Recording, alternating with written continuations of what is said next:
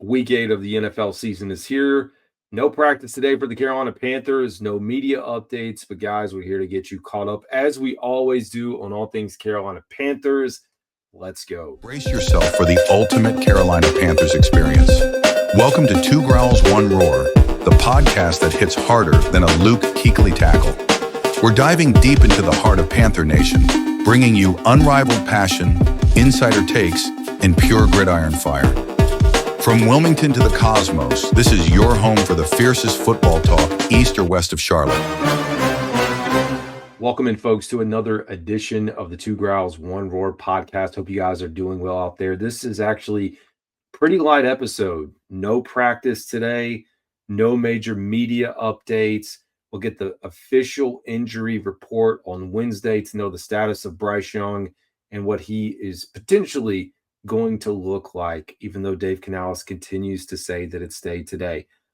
But isn't this nice as a Carolina Panthers fan to sit here in this moment at 4-3 and know that you are relevant? Now we know it's going to get harder. On paper, at least, the schedule gets more difficult for the Carolina Panthers. There's a lot of teams that are vying for playoff spots coming up on this schedule. It's a good opportunity for a young football team, hopefully with Bryce Young back in a week or two, if he does miss the Buffalo game, to get back in the driver's seat and give us a chance. Again, giving us a chance to be playing competitive football in the month of November and into December. Buffalo coming to town, 7.5-point favorite. I was going over the NFL preview with some of the notes that were out there. Panthers have won since week 16 of last season, have won 4 consecutive home games. If they win this Sunday, that'll make it 5 in a row for the first time since 2017 to 2018, when they won 10 consecutive home games during that stretch. That's very impressive, by the way.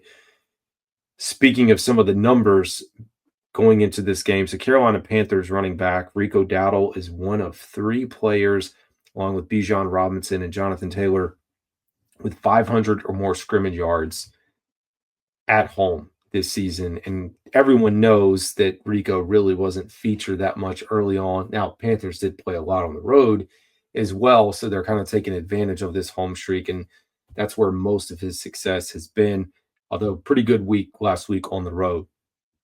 The Carolina Panthers sitting in the world of relevancy, not worrying about draft picks, not worrying about top 10 and quarterbacks and coaching changes and fires and GM changes.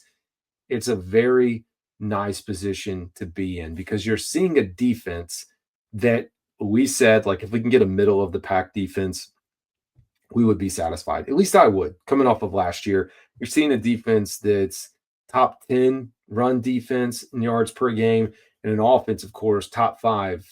And I have not looked since Monday night's football games, but what's roughly a top 5 rushing attack in terms of yards per game on the offensive side of the ball. You pair those together, and with the offensive line that we've been able to see just plug and play with these backups in the rotation with Austin Corbett, Cade Mays, Josh Nijman for a little bit, Brady Christensen, what these guys have been able to do, plugging wherever they have to go and just finding a way to give the Carolina Panthers a chance. It's not going to be easy. We take on the Buffalo Bills. We're not going to look ahead, of course, but I can. You have the Green Bay Packers traveling there. You're talking about the number 1 seed in the NFC right now up in Green Bay. Manageable game, but the Saints have put up a lot of a fight, similar to what we saw with the Jets.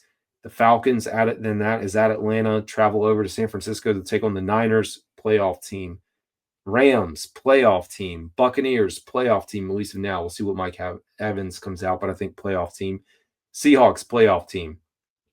It does not get any easier. So, in reality, you could possibly throw the Falcons into the mix of being in competition for a playoff spot. That would really mean, as of today, only 2 games in the back half of the schedule for the Carolina Panthers are against teams that are probably not making the playoffs. There are a team, and that is the New Orleans Saints.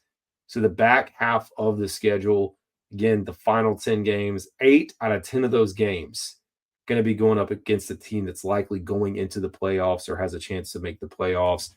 Yeah, don't know though. Things change, and a team that looks like they could be going in today, something happens, and they're not able to go, and they crumble and fall apart. But it's going to be difficult. It will. But for the time being, we're going to take every victory that we can get along the way and just give us a fighting chance. Buffalo is going to be a team that hopefully we can run the ball on. And if we can establish the run, Andy Dalton can make a few plays, not make too many mistakes, just stay within the system. He didn't really have this good of a rushing attack. I know he had Chuba Hubbard when he played some last year, but he did not have this good of a running game behind him. So I'm hoping that he doesn't have to do as much and he can make the throws that we need him to make as they're needed. And that the Carolina Panthers do enough on Sunday. It's hard for me to want to pick them right now. We're not doing our preview, but just like generally speaking for you guys, it is hard. I know Buffalo on the defensive side of the ball, again, not as good as we thought, but you're looking at another opportunity for the defense on our side to stop a back who's probably top 10, top 15 in the NFL in Cook. So hands are full, and they continue to be full, going up against a lot of running backs, but in general, been able to shut them down most of the way. And I continue to harp on the fact that we have just seen a lights out performance by Derek Brown leading the charge. If he is not in consideration to be an all-pro, he should be at this point. You have to keep it up, has to remain consistent, but he is one of the best players in all of football, at least defensive lineman-wise.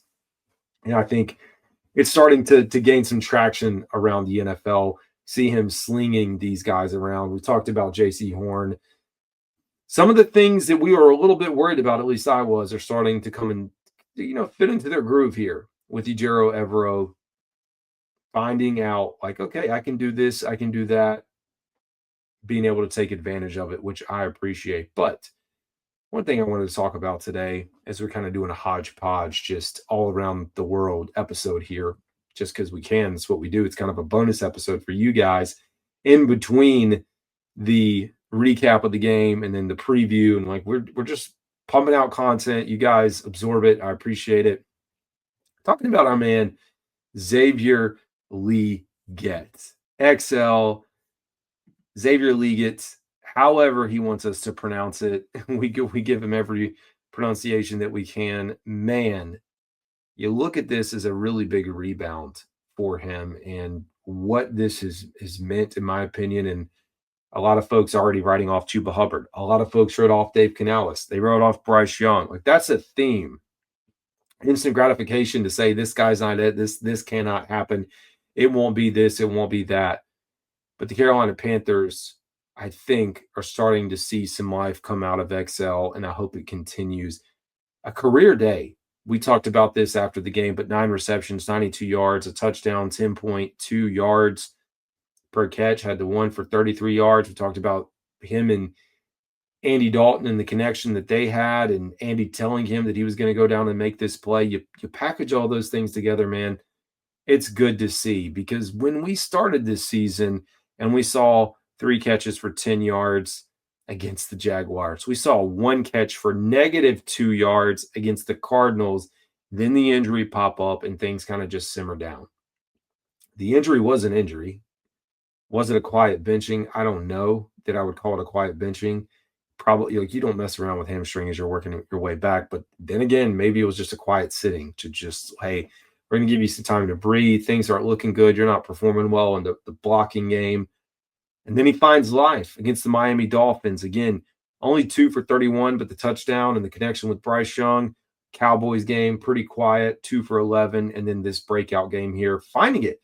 That's the story of the Carolina Panthers over this stretch of wins, is finding new ways to do it, new ways to win across the board. Blowout against the Falcons, comeback against the Dolphins, going toe-to-toe with the game-winning drive against the Cowboys, and then playing what people want to call an ugly game against the New York Jets, but finding a way to get it done. And that's exactly what the Carolina Panthers were able to do on Sunday.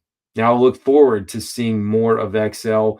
I think as he sees the ball and he catches it and he gets this feel for it, that we're going to continue to see the progress that he's able to bring. It's nice. You want to see your guys hit, your young guys have success, because the more they hit, the more successful you are. You don't have to trade them, you don't have to cut them, and you're building for the future. And you take all these pieces and put them together, and you're starting to talk about a competitive football team, and that's what we're seeing on Sunday out here. So, anyways, folks, as I look at this, the scroll at the bottom for you folks that are watching on YouTube, if you're watching on YouTube or Spotify, kind of funny. I still have the breakdown from the game against the Jets the other day. It's okay, still relevant. We will be back, as we always are, to break down more Carolina Panthers. We'll do our normal weekly preview of the game coming up. I'll probably have that out to you Wednesday night, because we got a busy weekend with our football back in place. The bye week's over, so no one's got his football games. We got family coming into town, so it's going to be ram jam packed over here. Anyways, folks, that's going to do it for today. This is Carolina Dad. Y'all have a